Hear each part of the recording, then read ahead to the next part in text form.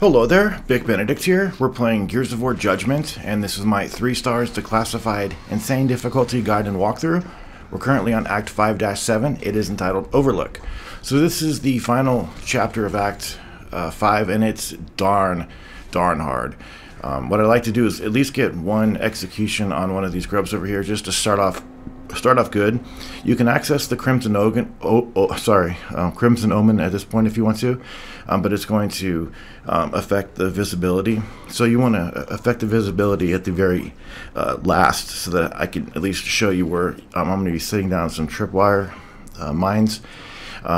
There's a spawn point out of that door at first, and then there's another spawn point over here from this door.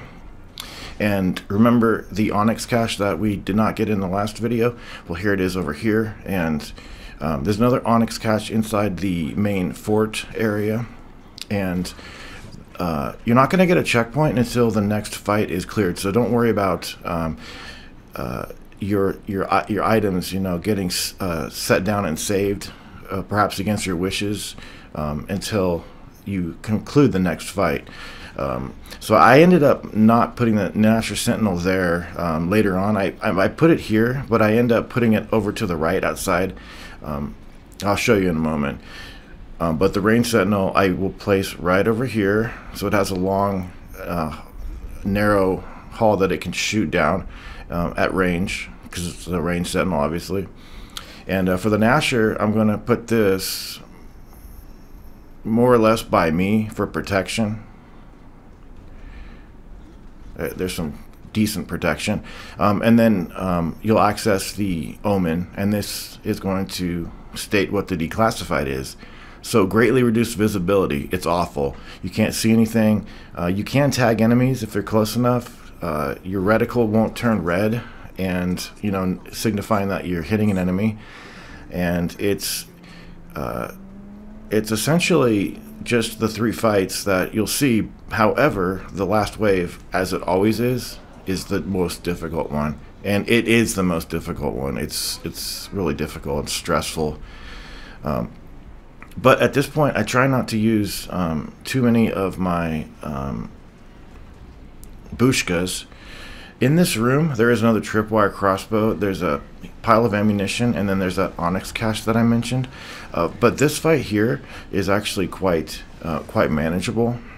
It's not too many enemies, and hopefully some of those doors in front of which we set some mines will help with the spawns at least a little bit. We do have some fucking shriekers at first. I think they're only on this wave, fortunately. But it is crucial on the next wave to know where exactly you want the protection to come from. I'll show you exactly where I stand in a moment, but there's a blood mounts on the next spawn, no matter what. It seems like there's just one spawn, and it's awful. It's really bad. But the blood mounts can leap over high ledges, and they are a complete nuisance. You've also got some ragers that will. I think we've got one right now, actually. But you also want to make sure of what exactly. How long? I would say save the onyx cache until the next wave.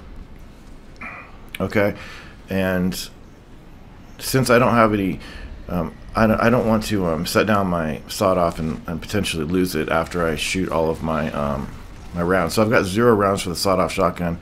I'm gonna have to keep this in my inventory until the next checkpoint, so that I can get a refill of it in full. And believe me, the sawed-off shotgun is so helpful. I can't even tell you.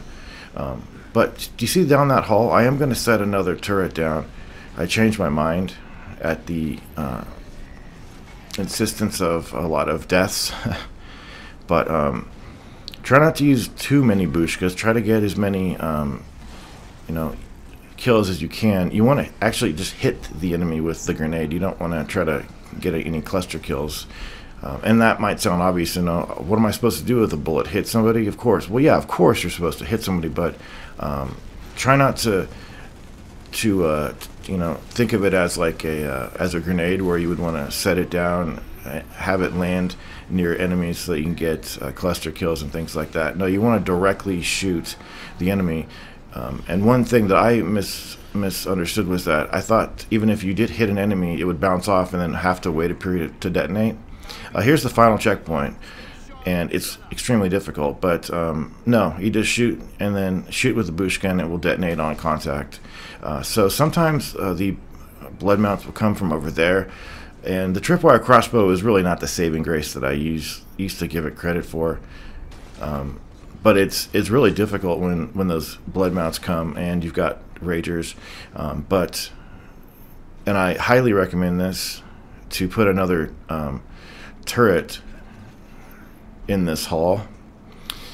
And for the most part, you really don't want to stay in that main building because you just can't. Well, first of all, you can't see because of the fucking declassified, but you just don't have enough visibility with every piece of the building, you know, the roof and all the walls. There's not many windows in there, so it's better to just hang out here, is what I would say, and just kind of strafe around from side to side, and just shoot the most dangerous enemy, which always is the blood mount. Secondarily, or maybe even first, would be the rager. If there is a rager, you need to get him killed fast, and you need the sawed off to do that with better results than just using the retro lancer. They just have too much HP, and that's what I've always disagreed with it. But keep resetting those turrets. Bushka works terrifically for the blood mounts, but they're difficult to see, so you got to keep your ear open. And when you do run out of the Bushka, because you'll probably run out of the Bushka first, you'll want to go into that house and get a lancer or a retro lancer. There's quite a lot of the blood mounts too. I wouldn't be surprised if there were 6, but there might even be more. So you definitely need to get on these guys as fast as you possibly can, and keep an eye out for any of the ragers in their first form. They're the guys with the breach shot. Just be careful of that too. If they come from really sharp angles up the stairs from below me, it can be very dangerous, because then you're face to face with a blood mount. They could even jump up this wall over here. So remember, your position is going to affect where the enemies go. Maybe not 100% of the time, but they are taking their cue from you. And as you can see, that Cantus wasn't very far away, and I still did not get my reticle to turn red. You know, but you can fix that a little bit by spotting the enemy. That's what I do very frequently. So then, of course, you need to be. I panicked. Did you see that panic reload? A failed reload because I was panicking. But yeah, I wouldn't be surprised if there was 10 of these goddamn blood mounts. And getting the stars is really not too difficult, because you're going to be using the Bushka to get a bunch of gib points, ground into bits, gib points. So keep fixing these, or reloading them, or repairing them. I'm not sure, whatever it is. Just do what the prompt says. There's a retro lancer in here. I'd rather have a lancer, to be honest. I just feel a little bit more secure knowing that it doesn't fire so widely. But when the enemies are all gone, guess what you get to fight? A Reaver, and not just one, 2. I couldn't believe it was 2. I haven't played this for 10 years, right? And it's 2 Reavers. But once the Reavers do come, you'll see the up button prompt, and they'll be moving around, and the best place is actually right where I am right now. So you do not want to be anywhere outside when the Reavers come, because what's going to happen is they can actually move to your position and crawl up walls and things like that, and just cause you a whole bunch of problems that you don't need as you go through this checkpoint. And there is the up button prompt. Okay, so there's the Reavers. They're going to be in the distance. I'm not sure if they both spawn at the same time. Possibly, very possibly. But if you have any enemies that are just kicking around while you've got Reavers, you definitely need to just do your best to kill everybody that's not a Reaver, and so that you can actually face the Reavers. Okay, and we've got a regular Lancer drop in here, so I'm going to take advantage of that. I know the Retro Lancer deals more damage, but I just prefer to have the Lancer. Okay, so everybody should be dead. All of the ground-based enemies. Of course, the Reavers are on the ground too, but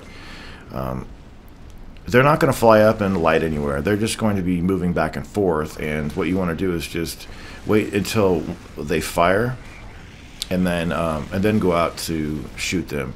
Do not get too greedy, because you can find yourself getting killed by the splash of their projectile quite easily. Although I have to give the game credit, it's not as huge of a splash damage pool that can kill you. Another thing too, if all your teammates are down, you're in a really bad you're going to be in a really bad way. Not so much here, but during that hectic fight.